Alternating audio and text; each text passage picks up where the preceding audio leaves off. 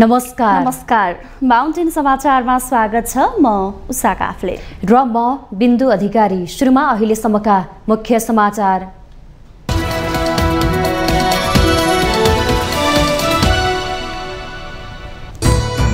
आर्थिक संकटका कारण समाजमा आपराधिक गतिविधि बढ्न थाल्यो। गरिबीको दुष्चक्रलाई तोड्न नसके अपराध र आर्थिक विपन्नताले अझै उग्र रूप लिन सक्ने। प्रधानमन्त्री पुष्पकमल दाहाल प्रचण्डले आज चिनिया समकक्षी ली च्याङसँग द्विपक्षीय भेटवार्ता गर्दै दुई देशबीच विविध सहयोग सम्झौतामा हस्ताक्षर हुने। सुन तस्करीको उच्च स्तरीय जाँच बोझ आयोगको कार्यदेशबारे शीर्ष दलबीच अझै कुरा मिलेन। सीआईबीको अनुसन्धानलाई मान्यता दिने कि नदिने भन्नेमा विवाद। प्रचण्ड सरकारमा रहने कि नरहने बारे गम्भीर समीक्षा गर्न कांग्रेसभित्र माग। पार्टीका मन्त्रीहरूले राम्रो काम गरेको भनेर भाषण गर्न नपाएको नेताहरूको गुनासो। चाडपर्व लक्षित आयात यस वर्ष पनि बढेन।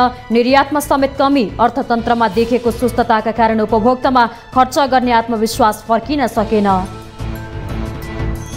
आर्टिफिसियल इन्टेलिजेन्सको प्रयोग गरेर स्थानीय किशोरीहरूको नग्न तस्बिर सामाजिक सञ्जालमा शेयर भएपछि स्पेनको दक्षिणी सहर स्तब्ध।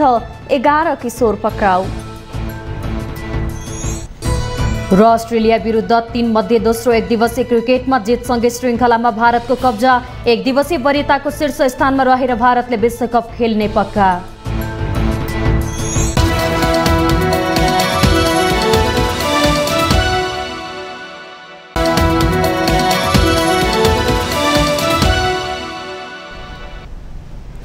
अब समाचार विस्तारमा। जहाँ गरिबी, अशिक्षा र पछौटेपन हुन्छ त्यहाँ शान्तिको कल्पना गर्न गाह्रो हुन्छ। आर्थिक सङ्कट बढेसँगै समाजमा अपराधको दर बढ्ने गर्छ। त्यसको उदाहरण यति बेला हाम्रै समाजमा देखिँदैछ। सामाजिक तथा आर्थिक चुनौतीको रूपमा खडा भएको गरिबीको दुष्चक्रलाई तोड्न सकिएन भने आर्थिक विपन्नताले बढ्ने अपराध नियन्त्रण गर्न वास्तवमै गाह्रो हुनेछ। तर सरकारले यो समग्र परिस्थिति सामान्य रूपमा लिएको जस्तो देखिन्छ। यो नै मुलुकका लागि विडम्बना हो। एक रिपोर्ट। विपन्नता अशान्तिको कारण मानिन्छ। त्यसमा पनि अस्वाभाविक र आकस्मिक रूपमा आउने आर्थिक संकटले मानवीय चिन्तनलाई विक्षिप्त बनाउँदा अनेक दुर्घटना हुने गर्छन्। यतिखेर नेपाल आर्थिक अराजकताको चपेटामा गम्भीर रूपमा फस्दै गएको हो कि भन्ने बारे पछिल्लो समय आर्थिक विषयवस्तुमै केन्द्रित रहेर घटेका कैयौं आपराधिक घटनाहरूले पुष्टि गर्दै गइरहेको छ। गरिबीकै कारण हताश र निराश भएर संसद भवन अगाडि एकजना नागरिकले आत्मदाह गरेको धेरै भएको छैन। तर पनि सरकारले गरिबी निवारणका लागि ठोस काम गर्न सकेको छैन।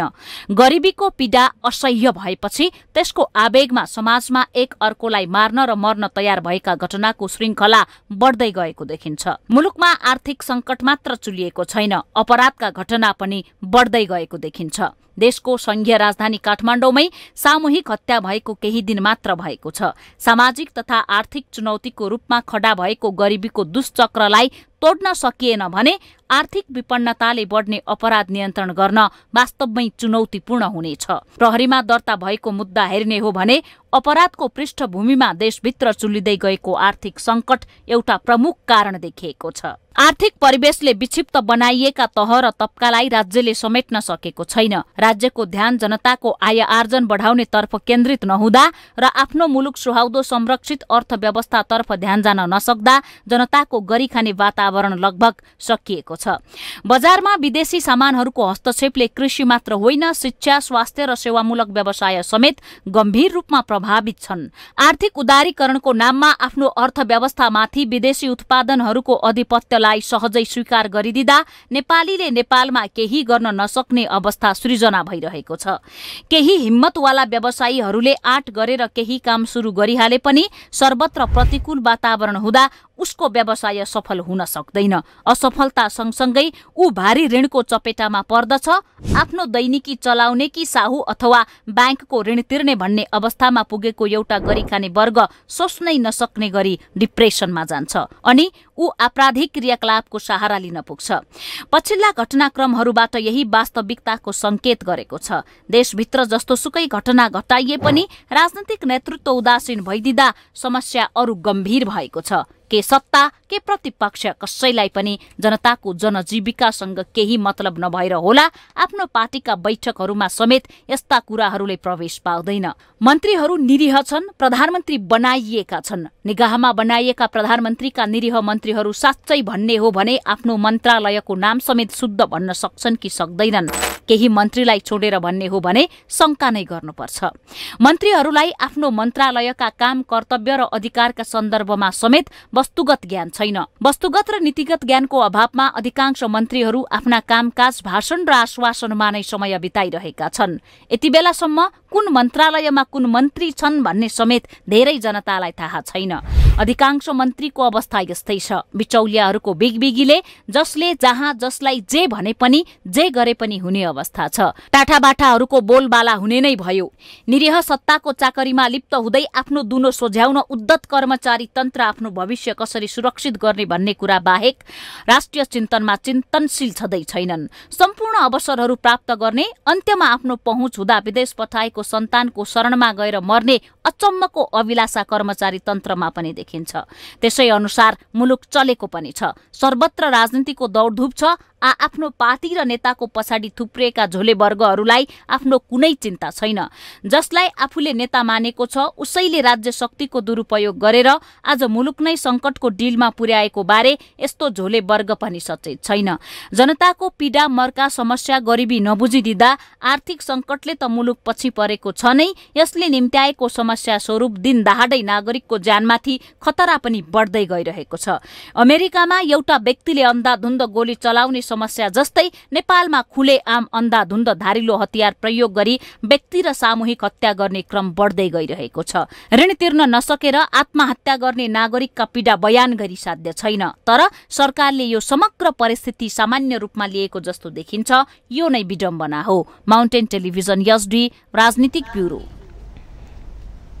प्रधानमन्त्री पुष्पकमल दाहाल प्रचण्डले आज चिनिया समकक्षी ली छ्याङसँग द्विपक्षीय भेटवार्ता गर्दै हुनुहुन्छ। द्विपक्षीय भेटवार्ताका क्रममा नेपाल र चीन बीच विविध सहयोग सम्झौतामा हस्ताक्षर हुने कार्यक्रम रहेको छ। यसअघि आइतबार चीनको बेइजिङमा आयोजित नेपाल चीन शिखर व्यापार सम्मेलनलाई सम्बोधन गर्दै प्रधानमन्त्री प्रचण्डले नेपाल र चीनको आर्थिक साझेदारीले लगानी सम्बन्धलाई बलियो बनाउने बताउनुभयो।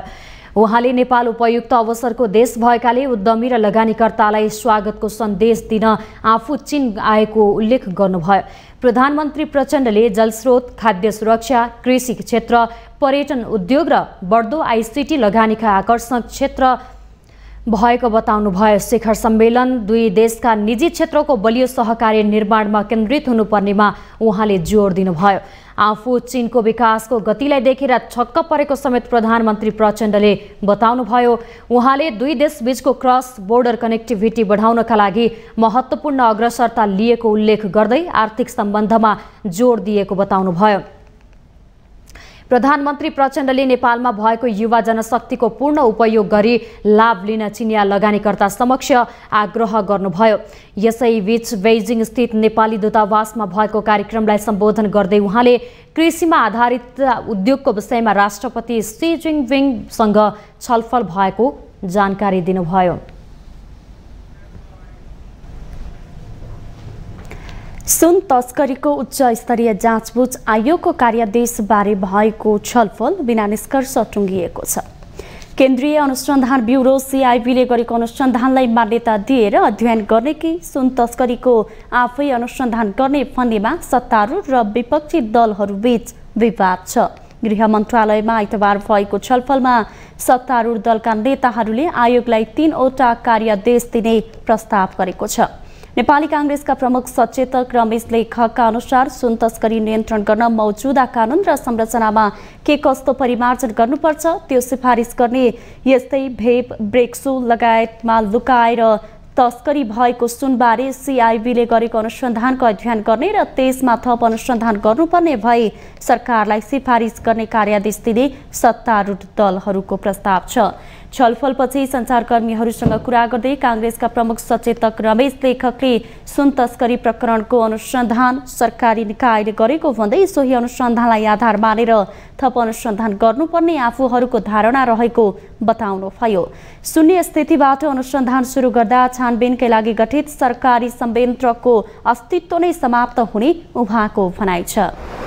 त्यो अनुसन्धानका माथि त्यो छानबिनको प्रतिवेदन पनि अध्ययन गरेर त्यसमा के कमी कमजोरी छ भने त्यसमा थप अध्ययन अनुसन्धान गरौँ हैन। तर चाहिँ त्यो के भनेपछि राज्यका स्थायी संयन्त्रले गरेको अनुसन्धान चाहिँ त्यो के भनेपछि के पनि होइन सबै नयाँ किसिमले गरौँ भन्यो भने फेरि चाहिँ त राज्यका स्थायी यो काम गर्नका लागि राखिएका संस्थाहरू। एमाले सचेतक महेश बर्तौलाले आयोगलाई सबै अनुसन्धान गर्ने गरी अधिकार दिनुपर्ने आफूहरूको बटम लाइन भएको प्रश्न पार्नुभयो।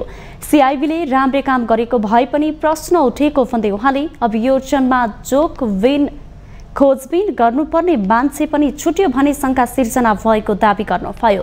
सुन तस्करीको समग्र अनुसन्धान गरेर सरकारलाई प्रतिवेदन बुझाउने र त्यसका आधारमा अभियोजन प्रक्रिया अगाडि बढाउने गरी आयोग बनाउनु पर्ने एमालेको अडान छ। भएको छ त्यसको प्रकृति के हो, दायरा के हो, त्यसको परिमाण के हो, परिमाणका बारेमा पनि प्रश्न उठ्यो।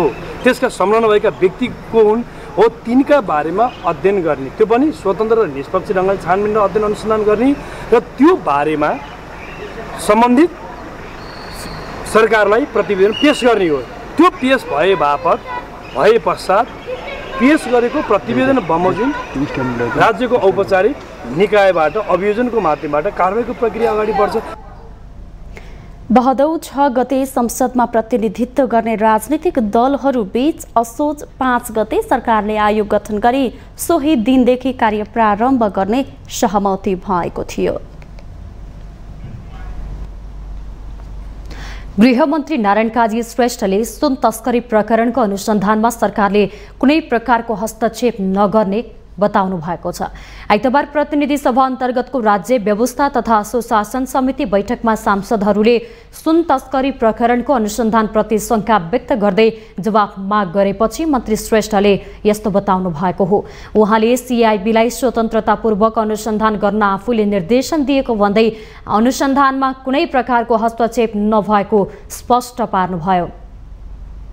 सिआइबीलाई आफ्नो सम्पूर्ण स्वतन्त्रतासहित आफ्नो सम्पूर्ण कार्यक्षमता प्रदर्शन गर्न र गहिराइमा पुग्न गृह प्रशासनको तर्फबाट नेतृत्व तर्फबाट मैले बारम्बार निर्देशन दिएको छु, बरु अनुरोध नै गरेको छु।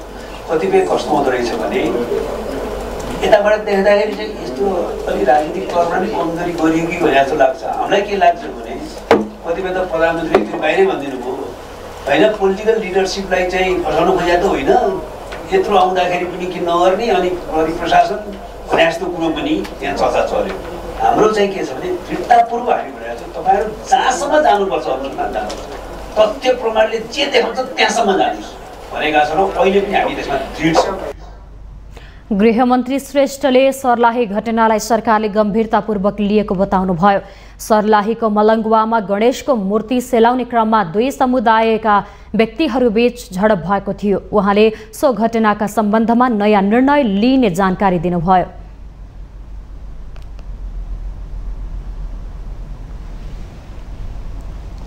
सर्लाही लगायतका घटनाहरूमा मानिसहरूले उठाउनु भएको कुरा छ, अत्यन्तै सही हो, अत्यन्तै चिन्ताको कुरा, संवेदनशील विषय।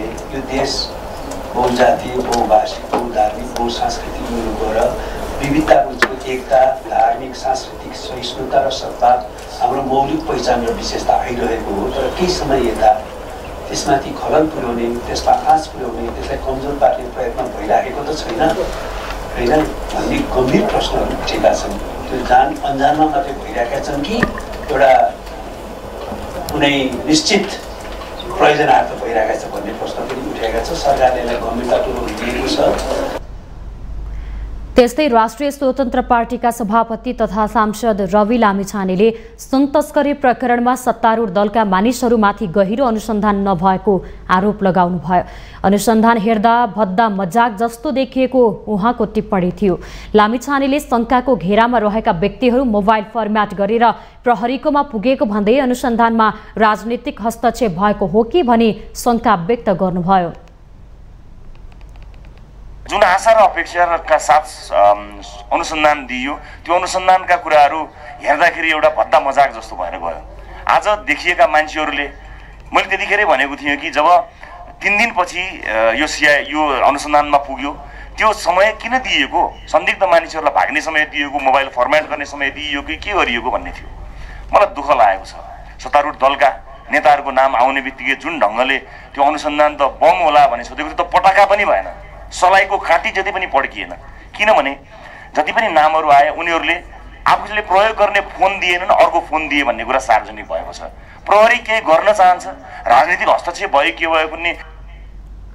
सभापति लामिछानेले सुन तस्करी प्रकरणका केही शङ्कास्पद व्यक्तिलाई अनुसन्धानले सुन पानी छर्किने काम गरेको भन्दै अपुरो अनुसन्धान हुँदा अदालतले गर्ने न्याय निरूपण पनि आलोचित हुन सक्ने चेतावनी दिनुभयो। नेपाली कांग्रेसको केन्द्रीय समिति बैठकमा धारणा राखेका अधिकांश केन्द्रीय सदस्यहरूले प्रचण्ड नेतृत्वको अहिलेको सरकारमा रहने कि नरहने गम्भीर समीक्षा गर्न माग राखेका छन्।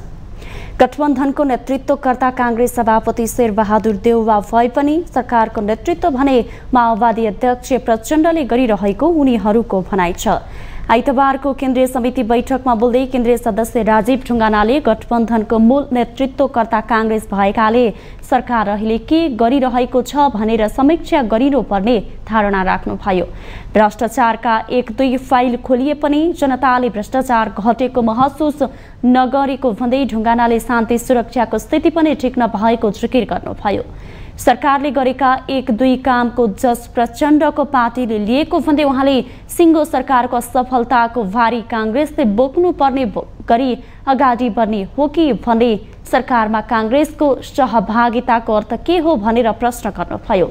अर्का केन्द्रीय सदस्य प्रदीप पौडेलले सरकारमा बस्नु मात्र उपलब्धि मान्न नहुने बताउनुभयो। सभापति देउवाले प्रधानमन्त्री प्रचण्डलाई जनमुखी काम गर्न आग्रह गर्नुपर्ने उहाँको भनाइ थियो। पार्टीका कुनै पनि मन्त्रीले राम्रो काम गरे भनेर आफूले भाषण गर्न नपाएको पौडेलको भनाइ थियो। अर्का केन्द्रीय सदस्य भीम पराजुलीले महामन्त्री महेन्द्र यादवमाथि खुकुरी प्रहार महामन्त्री महेन्द्र यादवमाथि खुकुरी प्रहार घटनामा सरकारमा सम्मिलित नेताहरूको धारणा माग गर्नुभयो। कांग्रेसलाई छानी दुःख दिने गृहमन्त्रीको नियतबारे पनि समीक्षा हुनुपर्ने उहाँको भनाइ छ। सुन प्रकरणमा नेकपा माओवादीका उपाध्यक्ष कृष्ण बहादुर महराको नाम समाचारमा आए पनि पक्राउ नपरेकोमा पराजुलीको आपत्ति थियो। उहाँले कोशी प्रदेशमा सरकारको स्थिरताका लागि राष्ट्रिय प्रजातन्त्र पार्टीसँग निर्णायक वार्ता गरी नयाँ समीकरण निर्माण गर्नुपर्नेमा जोड दिनुभयो।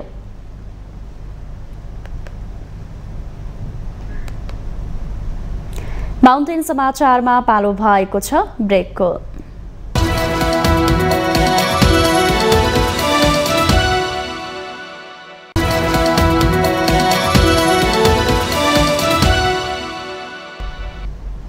ब्रेकपछि स्वागत छ। अब बाँकी समाचार। नेपालमा चाडपर्वलाई लक्षित गरी सबैभन्दा धेरै उपभोग्य वस्तु आयात हुने महिना भदौमा यस आर्थिक वर्ष 2080-81 मा समेत ठूलो आयात नभएको सरकारी तथ्याङ्कले देखाएको छ। गत आर्थिक वर्ष सरकारले आयात प्रतिबन्ध लगाउँदाका बेलामा भन्दा पनि वैदेशिक व्यापार घटेको हो। गत आर्थिक वर्षमा सरकारले बढी रकमको आयात हुने गाडी लगायतका विलासिताका वस्तुमा वैशाखदेखि मङ्सिरसम्मै प्रतिबन्ध लगाएको थियो। वैदेशिक मुद्रा सञ्चितमा चाप परेको भन्दै नगद मार्जिन समेत राखिएको छ। तर पुस यता निर्वाध नगद मार्जिन र आयात प्रतिबन्ध हटाउँदा समेत आयात घटेको छ। एक रिपोर्ट। भन्सार विभागको तथ्याङ्क अनुसार यस वर्षको भदौमा 1 खर्ब 30 अर्ब रुपैयाँ बराबरको मात्र वस्तु आयात भएको छ। यो अघिल्लो महिना साउनको तुलनामा मात्र 1 अर्ब रुपैयाँ धेरै हो। अघिल्लो आर्थिक वर्षको भदौ महिनामा मात्र 1 खर्ब 42 अर्ब रुपैयाँको आयात भएको थियो। भन्सार विभागका अनुसार चालु आर्थिक वर्षको साउन र भदौमा कुल 2 खर्ब 59 अर्ब 74 करोड रुपैयाँ बराबरको वस्तु आयात भएको छ। यो अघिल्लो आर्थिक वर्षको यसै अवधिको तुलनामा 5.06% कम हो। आन्तरिक अर्थतन्त्रमा देखिएको सुस्तताका कारण उपभोक्तामा खर्च गर्ने आत्मविश्वास फर्किसकेको छैन। यसको असर अन्तर्राष्ट्रिय व्यापारमा प्रत्यक्ष रूपमा देखिएको सरकारवालाले बताउँदै आएका छन्। सोही कारण अर्थमन्त्री डाक्टर प्रकाश शरण महतले सार्वजनिक रूपमै बजारमा आत्मविश्वास जगाउने खालका अभिव्यक्ति दिन आह्वान गर्दै आएका छन्। नेपालमा असोज र कार्तिक महिनामा पर्ने मुख्य चाडबाड दशैं, तिहार र छठ पर्वलाई लक्षित गरी हुने सबैभन्दा धेरै वस्तु आयात भदौमा हुने गरेको छ। तर यस आर्थिक वर्षमा भने चाडबाड लक्षित आयात उत्साहजनक नदेखिएको हो। तथ्याङ्क अनुसार 2 महिनामा निर्यात समेत खुम्चिएको छ। यस साउन र भदौमा मात्र 26 अर्ब 44 करोड रुपैयाँको वस्तु निर्यात भएको छ। यो अघिल्लो यसै अवधिको तुलनामा 7.79% कम हो। वस्तु आयात र निर्यात दुवैमा आएको कमीले पहिलो 2 महिनामा व्यापार घाटा र कुल वैदेशिक व्यापार समेत खुम्चिएको छ। यस आर्थिक वर्षको पहिलो 2 महिनामा व्यापार घाटा 2 खर्ब 33 अर्ब 30 करोड रुपैयाँ देखिएको छ। यो अघिल्लो आर्थिक वर्षको यसै महिनाको तुलनामा 4.74% कम हो। भन्सार विभागको तथ्याङ्क अनुसार 2 महिनामा पेट्रोलियम पदार्थको आयातमा मात्र नेपालबाट झण्डै 45 अर्ब रुपैयाँ विदेशिएको छ। नेपालमा भारतबाट यस्तो वस्तु आयात हुने गर्छ। 2 महिनामा 24 अर्ब 49 करोड रुपैयाँको आइरन र स्टिल आयात भएको छ। यस्तो वस्तुको निर्यात समेत 2 अर्ब 62 करोड रुपैयाँको भएको छ। 2 महिनामा 5 अर्बको तरकारी जन्य वस्तु आयात भएको छ। नेपालको सबैभन्दा धेरै वैदेशिक व्यापार भारतसँग हुने गरेको छ। पहिलो 2 महिनामा भारतबाट 1 खर्ब 60 अर्ब 75 करोड रुपैयाँको वस्तु आयात भएको छ।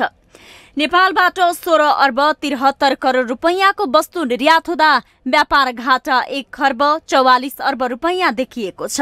चीनबाट 46 अर्ब 54 करोड रुपैयाँको वस्तु आयात हुँदा नेपालबाट मात्र 54 करोड रुपैयाँको वस्तु निर्यात भएको छ। माउन्टेन टेलिभिजन एसडीका लागि उषा काफ्लेको रिपोर्ट। नेपाली कांग्रेसका सभापति एवं पूर्व प्रधानमन्त्री शेरबहादुर देउवाले जातको आधारमा भोट हाल्ने चलन हट्नुपर्ने बताउनु भएको छ।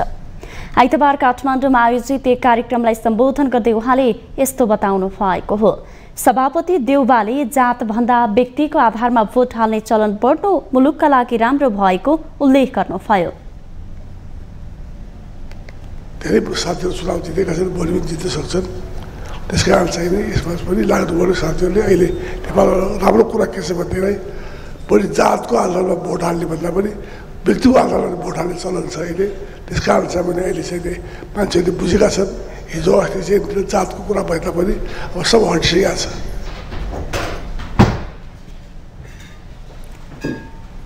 सभापति देउवाले पार्टीले धेरै कुरा गर्न नसकेको भए पनि मुस्लिम धर्मावलम्बीहरूका लागि समानुपातिक समावेश हिसाबले आरक्षण गरेको बताउनुभयो। महामन्त्री गगन कुमार थापाले संसदमा पेश भएको शिक्षा विधेयक सच्याउनु पर्नेमा जोड दिनुभयो। उहाँले विधेयकलाई सच्याउन कांग्रेसले आफ्ना पार्टीका सांसद र नेताहरूसँग सामूहिक छलफल गर्ने जानकारी दिनुभयो। कांग्रेस संसदमा सबैभन्दा ठूलो पार्टी भएकाले उसले हरेक विधेयकलाई समृद्ध बनाउन महत्त्वपूर्ण भूमिका खेल्नुपर्ने महामन्त्री थापाको भनाइ छ। यस्ता कुराहरू छन् जुन कुराहरू कानुनसँग जोडिएको छ। निर्वाचन कानुन छलफल भइरहेको छ अहिले, केही दिनपछि संसदमा आउँछ। अब हामी पनि उभिएर माग्न थाल्यो भने पुरा चाहिँ कसले गरिदिने हो त? हामी त आफै पुरा गर्ने ठाउँमा छौँ। यहाँ कतिपय कुरा अरूले माग्ने हामी त पुरा गर्ने हो नि त। संसदको सबभन्दा ठुलो पार्टी भएकोले यो संसदबाट यस्तो कानुन बन्नुपर्छ भन्दै गर्दा त कानुन बनाउने ठाउँमै हामी छौँ। हामीले बनाउनु पर्ने छ, हामी बनाउँछौँ। महामन्त्री थापाले मुलुकमा नियोजित रूपमा सामाजिक सद्भाव बिथोल्ने प्रयास भइरहेको उल्लेख गर्दै त्यसलाई रोक्ने काममा पार्टीको सिङ्गो पंक्ति लाग्नुपर्ने बताउनुभयो। सरकारसँग भएको वार्तामा 6 बुँदे सहमति भएपछि शिक्षक महासंघमा आबद्ध शिक्षकहरू आफ्नो बाटो लागे। तर राहत शिक्षकहरू भने आफूहरूको माग सम्बोधन गर्न महासंघले बेवास्ता गरेको भन्दै काठमाडौँमा आन्दोलन गरेर बसिरहेका छन्। महासंघले राहत शिक्षकहरूको शक्तिलाई भर्याङ बनाएको उनीहरूको आरोप छ। एक रिपोर्ट। बुधबारदेखि सुरु शिक्षक आन्दोलनको एक हिस्सा अझै सडकमा छ। शुक्रबार शिक्षक महासंघ र सरकारबीच भएको सहमतिमा असन्तुष्टि जनाउँदै 77 जिल्लाकै राहत शिक्षकहरू काठमाडौँमा मोर्चा कसेर बसेका छन्। महासंघमा आबद्ध शिक्षकहरूले आफूहरूको उपस्थितिको दुरुपयोग गरेर आफ्ना माग सम्बोधन गराएको तर आफूहरूमाथि विश्वासघात गरेको राहत शिक्षकहरूको आरोप छ।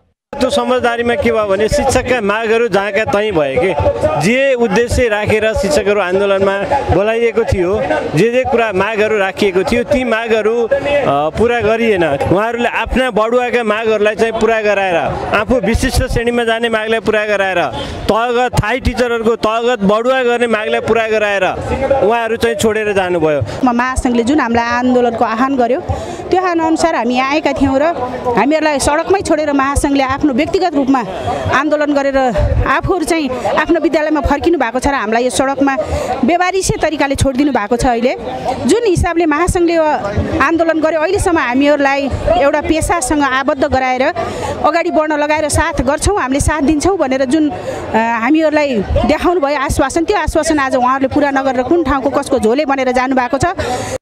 2060 सालमा शिक्षकको कमी भएपछि सरकारले राहत शिक्षक नियुक्ति गरेको थियो। तर अहिलेसम्म पनि सरकारले जागिरको स्थायित्व र विश्वसनीयता प्रदान नगरेको भन्दै उनीहरू आक्रोशित छन्। यो चाहिँ तपाईको सहमति भन्ने कुरा कुनै पनि भएन। यहाँ यो संघीय शिक्षा ऐन बन्दै गर्दाखेरि 28 सालको शिक्षा ऐनले गर्न नसकेका अहिलेको यो प्रविधिसँग भइसकेको अहिलेको यत्रो साइन्स एन्ड टेक्नोलोजी आइसकेको समयमा पुरानै रूढिवादी कुरा गर्ने भने ऐन बनाउनु जरुरी छैन नि। म रातमा भएको 17 वर्ष भयो, त्यति बेला म 23-24 वर्षको थिएँ। त्यति बेला मैले मास्टर डिग्री पढ्दै गर्दाखेरि यदि शिक्षक सेवा आयोग खुलेको थियो भने म 1 नम्बरमा नाम निकाल्न सक्थेँ। यो आन्दोलन हाम्रा माग र मुद्दाका लागि सम्पूर्ण शैक्षिक क्षेत्र सुधारका लागि हो। भोलिको भावी सन्ततिहरूलाई पनि शिक्षक हुनका लागि प्रेरणा मिलोस् र शिक्षा क्षेत्रलाई सुधार होस् भन्ने मान्यताका साथ हामी आन्दोलनमा उत्रेको। हाल नेपालभर 40,000 राहत शिक्षक कार्यरत छन्। उनीहरूले राहत कोटालाई दरबन्दीमा रूपान्तरण गर्न माग गरेका छन्। यता सरकारसँग वार्ता गर्दा 2073 साल अघिका शिक्षकहरूलाई 100% र त्यसपछिकालाई 75% आन्तरिक प्रतिस्पर्धाबाट स्थायी गर्ने भनेर तयारी भए पनि तोडमोड भएपछि आफूहरूलाई धोकामा पारिएको उनीहरू बताउँछन्। माउन्टेन टेलिभिजन एचडीका लागि क्यामेरामा निशान तामाङका साथमा बिन्दु अधिकारी, काठमाडौँ। कानून न्याय तथा संसदीय मामिला मन्त्री धनराज गुरुङले अख्तियार दुरुपयोग अनुसन्धान सम्बन्धी विधेयकका केही प्रावधानप्रति असन्तुष्टि व्यक्त गर्नु भएको छ। 5 वर्षभित्र कारबाही नचलाएको मुद्दा अघि नबढाउने भनी उल्लेख गरिएको सो विधेयकको प्रावधानप्रति मन्त्री गुरुङ आफैले असहमति व्यक्त गर्नु भएको हो। आइतबार राज्य व्यवस्था तथा सुशासन समितिको बैठकमा उहाँले सरकारले पेश गरेको विधेयकको सो मुद्दामा आफ्नो सुरुदेखि नै ध्यानाकर्षण भएको उल्लेख गर्दै त्यसलाई समृद्ध बनाउन सांसदहरूलाई आग्रह गर्नुभयो। दफा 29 मा लेखी बाहेक भनेर अनि भ्रष्टाचारको सम्बन्धमा सो कार्य भएको 5 वर्ष भित्र आयोगले कारबाही नचलाएमा सो अवधिपछि त्यस सम्बन्धमा यस ऐन अन्तर्गत कुनै कारबाही चलाइने छैन भनेर परेको थियो। यसको सैद्धान्तिक छलफल हुँदाखेरि पनि संसदमा यस बारेमा निकै चाहिँ नि राम्रै ढङ्गबाट कुरा उठान भएको छ र हामी कोही पनि यो मुलुकलाई भ्रष्टाचारको दलदलमा फसाइरहन चाहन्नौँ र भ्रष्टाचारको दलदलबाट यो मुलुकलाई मुक्त गर्न चाहन्छौँ। हामी सबै चाहे माननीय सदस्यज्यूहरू होस् चाहे अहिले हामी मन्त्रीमा भएका साथीहरू किन नहौँ। सञ्चार तथा सूचना प्रविधि मन्त्री रेखा शर्माले मुलुकमा भ्रष्टाचार नियन्त्रणका लागि बाध्यकारी कानून निर्माण गर्न सांसदहरूलाई आग्रह गर्नुभयो। अख्तियार दुरुपयोग अनुसन्धान आयोगले नै भ्रष्टाचार उन्मूलन गरिदिन्छ भनेर सरकारले नसोचेको उहाँको भनाइ छ। सोचेकै कुरा के हो भन्दाखेरिमा हामीले नेपालबाट भ्रष्टाचारको उन्मूलन गरौँ भन्ने हो र अख्तियारले नै भ्रष्टाचारको उन्मूलन गरिदिन्छ भन्ने पनि होइन। उसले भ्रष्टाचारका कारणहरू खोजी गर्ने हो, सिफारिस गर्ने हो र मूलभूत रूपमा यसको कार्यकारीले नै यसको निराकरण खोज्ने हो। त्यस कारणले गर्दाखेरिमा यो कानुन राम्रो भयो, कानुनलाई बाध्यकारी बनाउन सक्यौँ भने हाम्रा धेरै कुराहरू कन्ट्रोल हुन्छन् भन्ने पनि लाग्छ र यस अर्थमा सबै समिति आफैमा असाध्यै महत्त्वपूर्ण समिति हो। यो समितिमा म करिब 2 कार्यकाल बसेर काम पनि गरेँ, धेरै कानुन निर्माण गरेको अनुभव पनि छ। त्यस कारणले गर्दाखेरिमा समितिमा जस्तो खालका मान्य सदस्यहरू यहाँ उपस्थित हुनुहुन्छ सबै बढी मेहनत गर्ने, ध्यान दिने प्रकारकै मैले देखेको छु। त्यस कारणले गर्दा यो अघि कानुन मन्त्रीले भन्नुभयो जस्तै यो विधेयकलाई अझ व्यवस्थित ढङ्गले हेरिनेछ। मन्त्री शर्माले सो विधेयक राष्ट्रिय सभाले पारित गरेकाले त्यसले निकालेका निष्कर्षलाई पनि संसदीय समितिले ध्यान दिनुपर्ने आवश्यकता समेत औल्याउनु भयो। चिकित्सा शिक्षातर्फ एमबीबीएस अध्ययनरत ब्यारियरमा परेका विद्यार्थीहरूले एकपटक मौका परीक्षा दिन त्रिभुवन विश्वविद्यालय चिकित्सा शास्त्र अध्ययन संस्थानसँग माग गरेका छन्। संसदको शिक्षा, स्वास्थ्य तथा सूचना प्रविधि समितिमा आइतबार विद्यार्थीहरूले 2 देखि 3 महिनासम्मको समय दिएर परीक्षामा सामेल गराउन त्रिवी चिकित्सा शास्त्र अध्ययन संस्थानसँग माग गरेका हुन्। उनीहरूले कोरोना अवधिमा लकडाउनका कारण राम्रोसँग पढ्न नपाई ब्यारियरमा परेको गुनासो गरेका छन्। ब्यारियर प्रणालीमा विश्वविद्यालयको शैक्षिक कार्यक्रमको भर्ना रद्द भई विद्यार्थीहरू बहिर्गमनमा पर्ने गर्छन्। मौका परीक्षा नै नदिई 2 वर्ष पढिसकेपछि पनि विषयमा थोरै अङ्क ल्याउँदा ब्यारियरमा पार्ने गरिएको पीडित विद्यार्थीको गुनासो छ। वर्षमा के अरे यो झन्डै 4 वर्ष हामी यो विश्वविद्यालयमा बिताइसकेका छौँ। हाम्रो 5 वर्षको लगानी यसमा लागिसकेका छन्। अब हाम्रो करियरको सवाल छ, भविष्यको सवाल छन्। त्यही भएर हामीलाई यो विचार गरेर कमसेकम हामी विद्यार्थीको भविष्यको विचार गरेर हामीले एउटा मौका पर्छ पाउनुपर्छ। अब यति अब अर्को कुरा के छ भने हामी पीडित विद्यार्थीमध्ये 4 जना विद्यार्थी सुसाइड पनि गरिसकेका छन्। त्रिवी चिकित्सा शास्त्र अध्ययन संस्थानका सहायक डिन प्राध्यापक डाक्टर प्रेम गेवालीले ब्यारियर सिस्टम राखेर मौका परीक्षा दिन नहुने बताउनु भयो। यो प्रणाली हटाए शिक्षाको गुणस्तरमा नै असर पर्ने उहाँको भनाइ छ। र यो ब्यारियर सिस्टम कन्टिन्यू गर्नुपर्छ भनेर उहाँहरूले चाहिँ 2079 साल माघ महिनामा एउटा प्रतिवेदन नै दिनुभएको छ। जुन ब्यारियर सिस्टम हाम्रो पहिला थियो त्यो नै कन्टिन्यू हुनुपर्छ, यसलाई रोक्न हुँदैन भनेर उहाँले भन्नुभएको छ। त्यसलाई हामीले पछि विद्या परिषदबाट पास गरेर प्राज्ञिकमा पठायौँ। प्राज्ञिकबाट पनि स्वीकृत भएर चाहिँ नि आइरहेको छ र यसमा हामीले फेरबदल केही पनि गरेको छैनौँ कि 2050 सालदेखि चलिआएको ब्यारियर सिस्टम चाहिँ नि कन्टिन्यू गरेको। नेपाल मेडिकल काउन्सिलका अध्यक्ष डाक्टर भगवान कोइरालाले ब्यारियर राख्दा ख्याल गर्नुपर्ने भन्दै बेसिक साइन्स र क्लिनिकल साइन्सको तादम्यता नमिल्ने टिप्पणी गर्नुभयो। ओभरअल चाहिँ फेरि लिमिट क्रस गर्ने दिने कि नदिने, अब मैले चाहिँ लिमिट हटाइदिइहालौँ अहिले भने पनि पुरानो रुल अफ द गेममा सुरु भएको चिजलाई हटाउन थालेपछि यसले ल्याउने रिपरकसन्सहरू चाहिँ नेसनल मात्रै होइन अन्तर्राष्ट्रिय पनि होला, स्ट्यान्डर्ड मेन्टेन गरेनन् भनेर त्यसैले त्यो चाहिँ सहजै हटाउने सल्लाह दिनु मलाई अप्ठ्यारो छ। समितिमा सांसदहरूले ब्यारियरमा एकरूपता ल्याउने जिम्मा कसको हो भन्दै प्रश्न गरेका थिए।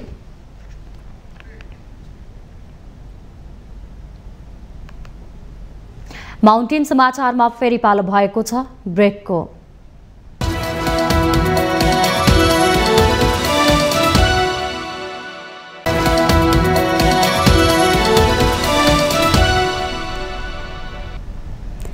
ब्रेकपछि पुनः स्वागत छ। अब बाँकी समाचार। पूर्व राजा ज्ञानेन्द्र शाहले भक्तपुर स्थित तलेजु भवानीको दर्शन गर्नु भएको छ। आइतबार अपराह्न उहाँले तलेजु भवानीको दर्शन गर्नुका साथै भक्तपुर दरबार क्षेत्रको अवलोकन गर्नु भएको हो। भक्तपुरवासीको निमन्त्रणामा दरबार क्षेत्र पुग्नुभएका पूर्व राजा शाहलाई भक्तपुरवासीले भव्य स्वागत गरेका थिए।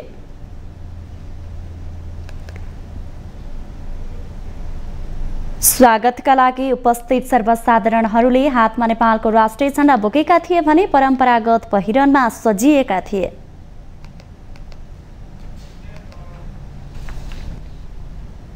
कञ्चनपुरको भीमदत्त नगरपालिकामा समयमै महाकाली नदीको रोयल्टी ठेक्का नलगाउँदा गिट्टी बालुवा छानेर दैनिक गुजारा चलाउने विपन्न परिवारको चुलो निभेको छ भने व्यवसायी मारमा परेका छन्।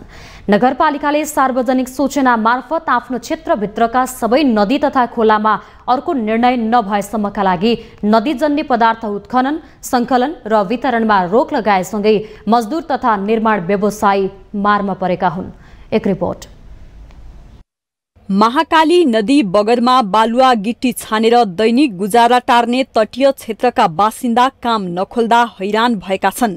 कुनै बेला त्यही गिट्टी बालुवा छानेर चाडपर्व मनाउने र बालबच्चाका लागि स्कुल खर्च, लत्ता कपडा लगायतको जोहो गर्दै आए पनि यस वर्ष नगरपालिकाको व्यवस्थाले काम नपाउँदा छाक टार्ने समस्या भएको स्थानीय मजदुर बताउँछन्। योभन्दा अगाडि 2 महिना अगाडि अब त्यसै हरेर रानीजुनी हरेर खायौँ हजुर। हामी यसै छानै यही गिट्टी बालुवा छानेर खाने मान्छे हजुर।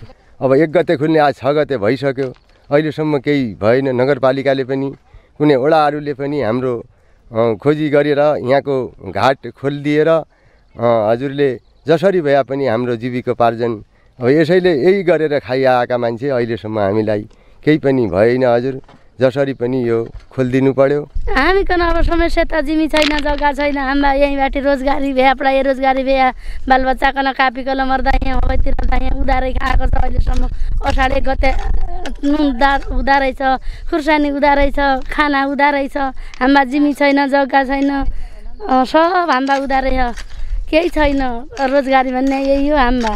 अब सेट पनि लाग्दा अहिले सेटले मन हराएर छैन। हामी जो गरिब छ उनले मात्रै हराएको छ। भीमदत्त नगरपालिकाले महाकाली नदी तथा स्थानीय खोलाबाट नदीजन्य पदार्थ उत्खनन कार्यमा रोक लगाएको छ। महाकाली नदीमा ठेक्का नगरी अमानतबाट राजस्व सङ्कलन गरिएको भन्दै व्यापक विरोध भएपछि नगरपालिकाले रोक लगाउने निर्णय गरेको थियो। समयमै नगरपालिकाले ठेक्का नलगाइदिँदा विकास निर्माणका ठूला योजना समेत प्रभावित भएका छन्। जनप्रतिनिधिको लापरवाही र केही व्यक्तिको कमाउ धन्दाका कारण ठेक्का प्रक्रिया रोकिएको निर्माण व्यवसायी सङ्घको आरोप छ। उनीहरूले समयमै ठेक्का सम्झौता नगरे नगरपालिकामा तालाबन्दी गरी सेवा ठप्प पार्ने चेतावनी दिएका छन्। यो विज्ञप्तिको चाहिँ साटो उहाँले चाहिँ छिटोभन्दा छिटो मन्त्रालयमा गएर हुन्छ कि कता गएर हुन्छ, यसलाई चाहिँ आई र EIA को रिपोर्ट तुरन्त ल्याइकन यो छिटोभन्दा छिटो यो घाट खोल्नका लागि महाकाली नदीमा चाहिँ रोयल्टीको ठेक्का लगाउनका लागि मैले अनुरोध गर्दै यदि उहाँले चाहिँ यो चाहिँ छिटोभन्दा छिटो चाहिँ यो चाहिँ रोयल्टीको ठेक्का आह्वान गर्नु भएन भने निर्माण व्यवसायी सङ्घले चाहिँ भीमदत्त नगरपालिकामा ताला समेत लगाउने मैले चाहिँ यहाँहरूलाई चाहिँ यहाँ मार्फत अनुरोध गरेँ। नगरपालिकाले गत फागुनमा महाकाली नदीको EIA का लागि सार्वजनिक सूचना गरी परामर्शदाता नियुक्त गरेको थियो। परामर्शदाताले 2 महिना अघि मन्त्रालयमा बुझाएको प्रतिवेदन स्वीकृत नभएर ठेक्का लगाउन नसकिएको नगरपालिका कार्यालयले जनाएको छ। यदि यो मार बुझिँदैन, जनताका मागहरू बुझिँदैनन् अनि EIA भएन, रिपोर्ट भएन भनेर हामी अलमलमा परेको अवस्था। हाम्रा फाइलहरू चाहिँ तपाईँको यो EIA रिपोर्टका लागि अनि प्रदेश सरकारसम्म पुगेका, त्यहाँ गएर चाहिँ रोकिएको अवस्था पनि भन्ने कुराहरू बाहिर आए, बुझिए। अब चाहिँ तपाईँको कुरो के हो, दैनिक छानेर चालेर खाने मान्छेका लागि जीविकोपार्जनका लागि समस्या भएपछि त अनि जिम्मेवारी लिनुपर्ने निकायले पन्सिनु त हुँदैन। असोज 1 गते नै खोल्नुपर्ने घाटहरू समयमै नखोल्दा आफूहरूले जबरजस्ती नदीजन्य पदार्थ उठाउनु पर्ने बाध्यता सृजना भएको ढुवानी व्यवसायीहरूको गुनासो छ। यहाँको भीमदत्त नगरपालिका नगर प्रमुखले कुनै वास्ता नै नगरेको र यहाँका जनप्रतिनिधिहरूले पनि हामीहरूलाई त्यो बारेमा नबुझाउन सकेको अवस्था हो या उहाँलाई नै जानकारी नभएको अवस्था हो। किन मौन बसेको छ आज यो भीमदत्त नगरपालिका 11, 12, 13 मा तपाईँको बाढी पीडितको एरिया पनि हो र यहाँका आधा जति जनसङ्ख्याहरूले यहाँको आफ्नो जीविकोपार्जन गर्नका लागि यहाँको गिट्टी बालु ढुङ्गा कलेक्सन गरेर यहाँ आफ्नो जीविकोपार्जन गर्थे। अब हिन्दूहरूको महान चाड नजिकै आउँदैछ तपाईँको दसैँ। 1 गतेदेखि खोल्नुपर्ने ठेक्का आज 6 गइहाल्यो। कुनै सुनवाई छैन, मतलबै छैन, जानकारी छैन कि क्या हो। अनि यहाँको राजस्व कलेक्सन गरेर तपाईँको कता कता पठाउने र अनि यहाँको जनतालाई यसरी मारमा पार्ने। जनप्रतिनिधिहरूको व्यवस्था ढिलासुस्ती कामको जिम्मेवारीबाट पन्छिँदा नदीजन्य पदार्थसँग प्रत्यक्ष सरोकार राख्ने सबै पक्ष आर्थिक समस्याबाट गुज्रिनु परेको छ। माउन्टेन टेलिभिजन एचडीका लागि कञ्चनपुर सहकर्मी पुष्कर भट्टको रिपोर्ट। नेपाल राष्ट्र बैंकका गभर्नर महाप्रसाद अधिकारीले बैंकहरूले कर्जा प्रवाह नगरेकाले मुलुकको अर्थतन्त्र चलायमान हुन नसकेको भन्न नमिल्ने दावी गर्नु भएको छ। शनिबार त्रिभुवन विश्वविद्यालय केन्द्रीय अर्थशास्त्र विभागले आयोजना गरेको अन्तर्राष्ट्रिय सम्मेलनमा बोल्दै उहाँले यस्तो बताउनु भएको हो। गभर्नर अधिकारीले बैंकहरूको कर्जा प्रवाह मुलुकको जीडीपी भन्दा धेरै हुँदा पनि कर्जा प्रवाह नभएर अर्थतन्त्र चलायमान हुन नसकेको भन्ने गरिएको टिप्पणी गर्नुभयो। बैंकहरूले कर्जा प्रवाह नगरेर अर्थतन्त्र चलायमान हुन नसकेको भन्ने कुरा गलत भएको उहाँको तर्क थियो। गभर्नर अधिकारीले अर्थतन्त्र चलायमान हुँदा मात्रै बैंकहरूले कर्जा दिने प्रश्न पार्नुभयो। नेपालको अर्थतन्त्रका धेरै सूचकहरूले चुनौती देखाइरहेको उहाँको भनाइ थियो। How the central bank is mandated, whether its objective is clearly stated as a price stability and other objectives are subordinated objectives of the central bank or not, considered as a constitutional body or not, different parameters that can be within the law, through the law. Governor अधिकारीले राष्ट्र bank र सरकार मिलेर आत्मनिर्भर अर्थतन्त्र बनाउने नीति बनाउन लाग्न आवश्यक रहेको बताउनुभयो। नेपाल चिकित्सक संघले काठमाडौँमा तेस्रो एनएमए नेशनल हेल्थ समिट 2023 आयोजना गर्ने भएको छ। संघले आइतबार पत्रकार सम्मेलन गरी असोज 12 र 13 गते एनएमए नेशनल हेल्थ समिट आयोजना गर्न लागेको जानकारी दिएको हो। समिटको नारा गुणस्तरीय स्वास्थ्य सेवाको प्रवर्धन, अवसर र चुनौती रहेको छ। पत्रकार सम्मेलनमा संघका महासचिव डाक्टर सञ्जीव तिवारीले दोस्रो राष्ट्रिय स्वास्थ्य शिखर सम्मेलनका उपलब्धि, चिकित्सा विज्ञानको विकासका लागि खोज, अनुसन्धान तथा नवप्रवर्तनका बारेमा छलफल हुने बताउनुभयो। त्यस्तै सम्मेलनमा स्वास्थ्य सेवा प्रणालीको उन्नयनका लागि स्वास्थ्य अर्थशास्त्र, सुरक्षित स्वास्थ्य सेवा प्रवाहको सबलीकरण, समान सेवाका लागि स्वास्थ्य प्रणाली र स्तरीय स्वास्थ्य सेवाका लागि गुणस्तरीय शिक्षा विषयमा नीतिगत विचार विमर्श मार्फत सैद्धान्तिक बहस हुने पनि उहाँले जानकारी दिनुभयो। अवसर र चुनौती नामक सन्देशसहित कार्की ब्याङ्केट बबर मल काठमाडौँमा विषयविज्ञ, प्रबुद्ध वर्ग, नेतृत्व तथा सरकारवालाहरूको प्रत्यक्ष सहभागितामा नीतिगत विचार विमर्श मार्फत सैद्धान्तिक बहसको आयोजना हुन गइरहेको व्यवहार यहाँहरूलाई निवेदन गर्दछौँ। समिटले स्वास्थ्य तथा जनसङ्ख्या मन्त्रालयलाई रणनीतिक सुझाव पेश गर्न आग्रह गर्ने अपेक्षा पनि गरिएको छ।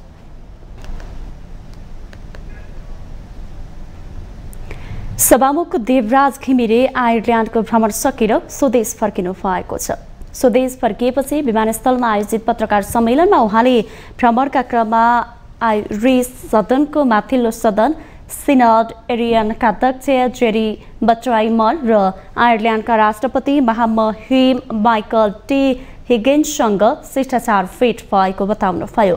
उहाँले भेटमा आयरल्यान्डका तल्लो सदन डोएल एरियनका सभामुख शान ओ फार्गेल, आइरिस सरकारका वासस, स्थानीय सरकार तथा सम्पदा मन्त्री दरार्घ ओब्रायन, आइरिस सरकारका शिक्षा मामिला हेर्ने राज्य मन्त्री नियाल कोलेन्ससँग पनि शिष्टाचार भेट गरेको बताउनुभयो।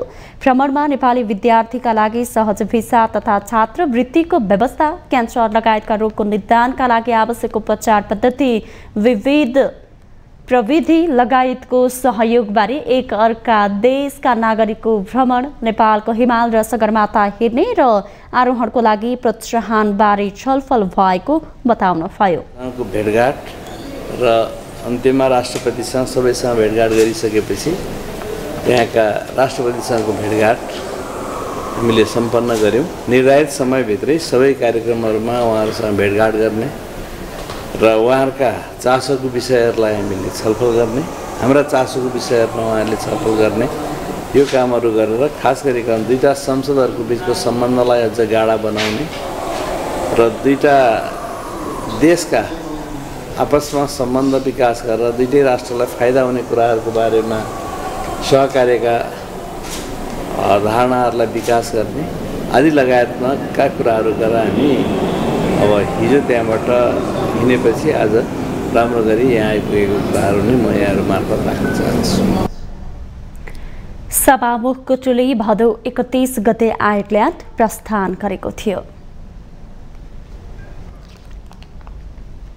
क्रिकेटर सन्दीप लामिछाने विरुद्धको जबरजस्तीकरणको मुद्दा फेरि पनि स्थगितमा परेको छ। न्यायाधीश अभावका कारण सन्दीपको मुद्दा रहेको फाँटको गोला कुनै पनि न्यायाधीशले नतानेपछि मुद्दा स्थगितमा परेको हो। 43 न्यायाधीशको दरबन्दी स्वीकृत भए 35 न्यायाधीशको कोटा रहेको काठमाडौँ जिल्ला अदालतमा आइतबार 18 न्यायाधीश मात्रै उपस्थित रहेका थिए। सन्दीपको मुद्दाको मिसिल रहेको फाँट नम्बर 28 को गोला कुनै पनि न्यायाधीशले नतानेपछि आइतबार फेरि स्थगितमा परेको हो।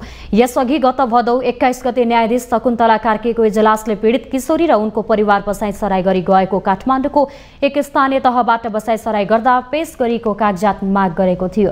आमाको उमेरमा विवाद देखिएपछि त्यसलाई पुष्टि गर्न आमाको जन्म मिति यकिन हुने गरी कागजात समेत माग गरेको थियो। स्थानीय तहबाट कागजात आएपछि असोज 1 गतेका लागि अन्तिम सुनवाई भन्दै पेशी तोकिएको थियो।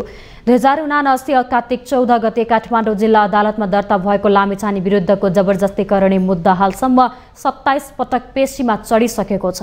सुरुमा काठमाडौँ जिल्ला अदालतले पूर्व पक्षका लागि थुनामा पठाएकोमा उच्च अदालत पाटनले लामिछानेलाई सशर्त रिहा गरेको थियो, तर विदेश जान नपाउने गरी बन्देज लगाइदिएपछि लामिछानेले सर्वोच्च अदालतमा निवेदन दिई विदेश जाने अनुमति माग गरेका थिए। सो निवेदनमाथि सर्वोच्च अदालतले विदेशमा खेल खेल्न जानका लागि अनुमति दिई नेपाल फर्किए लगतै सोको जानकारी सुरु अदालतलाई दिनुपर्ने आदेश दिएको थियो।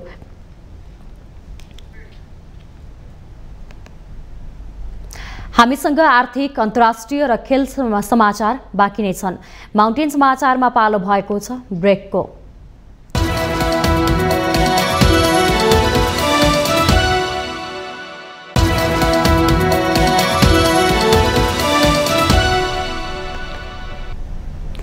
ब्रेकपछि स्वागत छ। अब पालो आर्थिक समाचारको।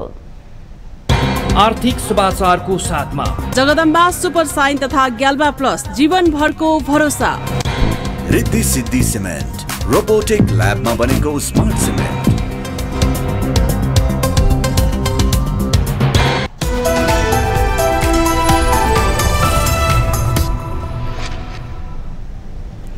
बजारमा सुनको कारोबार 60% घटेको छ। माग न्यून हुँदा कारोबारमा उल्लेख्य गिरावट आएको हो।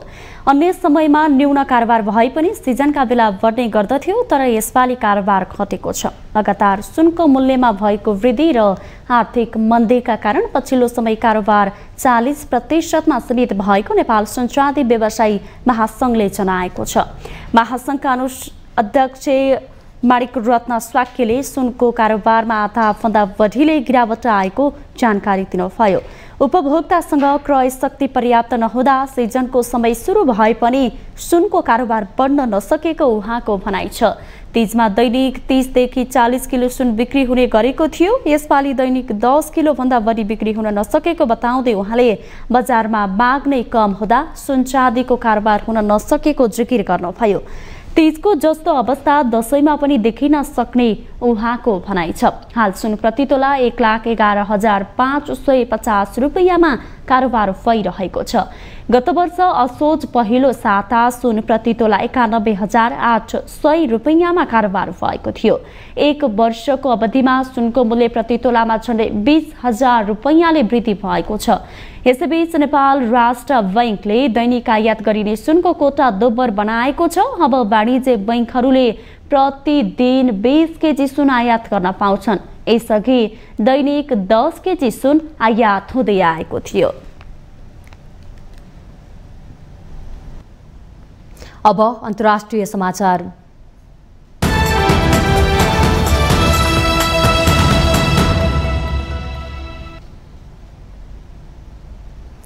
आर्टिफिसियल इन्टेलिजेन्सको प्रयोग गरेर स्थानीय किशोरीहरूको नग्न तस्बिर सामाजिक सञ्जालमा सेयर भइरहेको पाइएपछि स्पेनको दक्षिणी सहर यतिबेला स्तब्ध बनेको छ।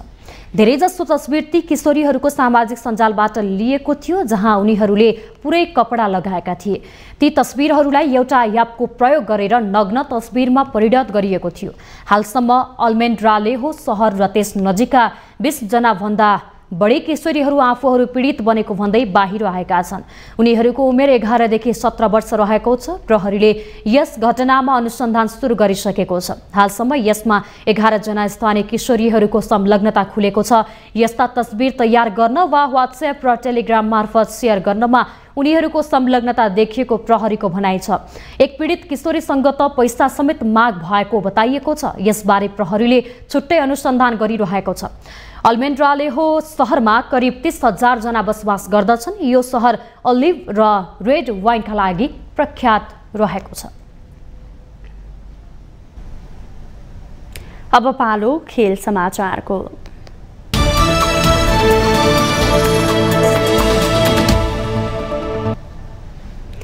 अस्ट्रेलिया विरुद्ध 3 मध्ये दोस्रो एकदिवसीय क्रिकेट भारतले जितेको छ। भारतले अस्ट्रेलियालाई डकवर्थ लेविस पद्धतिको आधारमा 49 रनले पराजित गर्दै खेल अगावै श्रृङ्खला कब्जा गरेको हो। जितको लागि 33 ओभरमा 317 रनको लक्ष्य पछ्याएको अस्ट्रेलिया 28.2 ओभरमा 217 रनमा अल आउट भयो। जितको लागि 400 रनको विशाल लक्ष्य पछ्याउने क्रममा वर्षाको कारण अस्ट्रेलियाले 33 ओभरमा 317 उक्त लक्ष्य पाएको हो। अस्ट्रेलियाका सन एबोटले 54, जेविन वार्नरले 53, जोस हेजलवुडले 23 र मार्नस लावुसेनले 27 रन बनाए। भारतका रविन्द्र जडेजा र रविचन्द्रन अश्विनले 3-3 विकेट लिए। प्रसिद्ध कृष्णाले 2 र मोहम्मद शामीले 1 विकेट लिए। भारतको इन्दौरमा टस हारेर पहिला ब्याटिङ थालेको भारतले 50 ओभरमा 5 विकेट गुमाउँदै 379 रन विशाल योगफल बनायो। भारतका श्रेयस अय्यरले 105, शुभमन गिलले 104, कप्तान लोकेश राहुलले 52, ईशान किसानले पनि 31 रन बनाउँदा सूर्यकुमार यादवले 37 बलमा 6 चौका र 6 छक्का सहित 72 रनको विस्फोटक इनिङ खेले।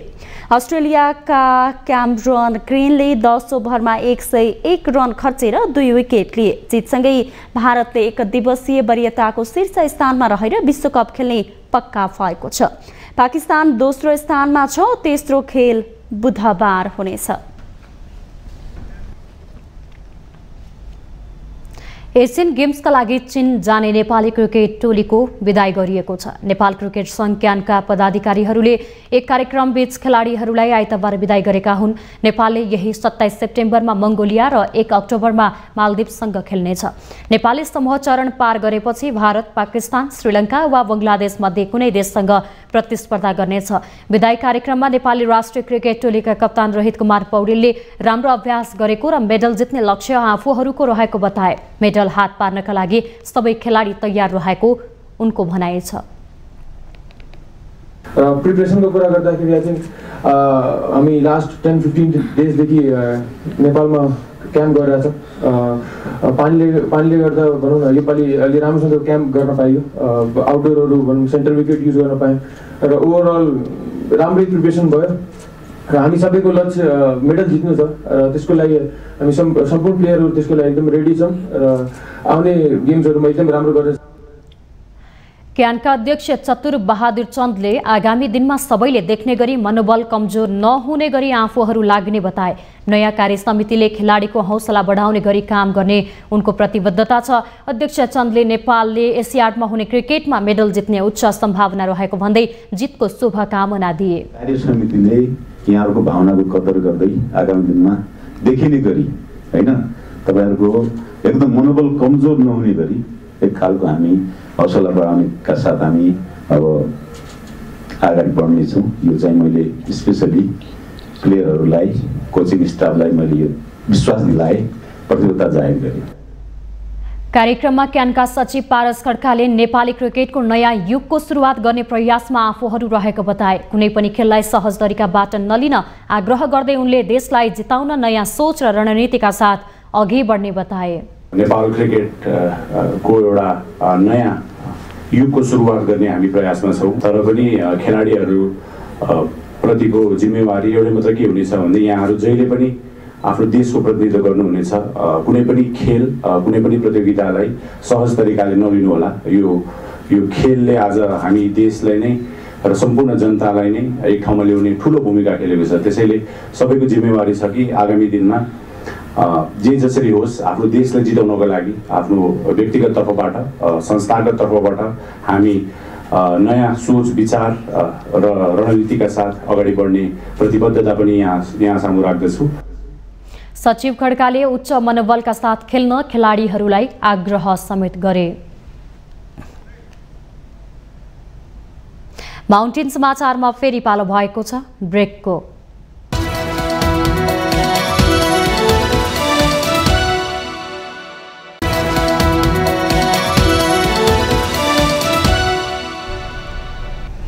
ब्रेकपछि स्वागत छ। यससँगै हामी माउन्टेन समाचारको अन्त्यमा आइपुगेका छौँ। जाँदा जाँदै अहिलेसम्मका मुख्य समाचार पुनः एकपटक।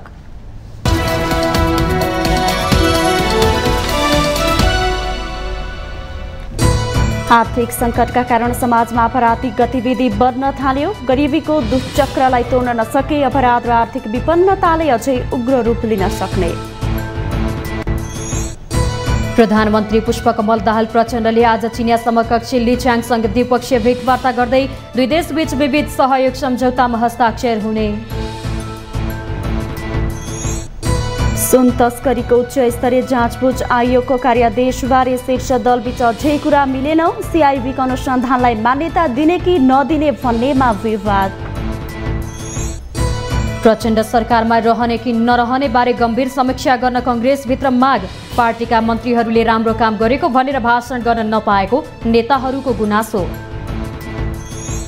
चाडपर्व लक्षित आयात यस वर्ष पनि बढेन। निर्यातमा समेत कमी। अर्थतन्त्रमा देखिएको सुस्तताका कारण उपभोक्तामा खर्च गर्ने आत्मविश्वास फर्किन सकेन। आर्टिफिसियल इन्टेलिजेन्सको प्रयोग गरेर स्थानीय किशोरीहरूको नग्न तस्बिर सामाजिक सञ्जालमा सेयर भएपछि स्पेनको दक्षिणी सहर स्तब्ध। 11 किशोर पक्राउ। र अस्ट्रेलिया विरुद्ध 3 दोस्रो एकदिवसीय क्रिकेटमा जितसँगै श्रृङ्खलामा भारतको कब्जा। एकदिवसीय वरियताको शीर्ष स्थानमा रहेर भारतले विश्वकप खेल्ने पक्का।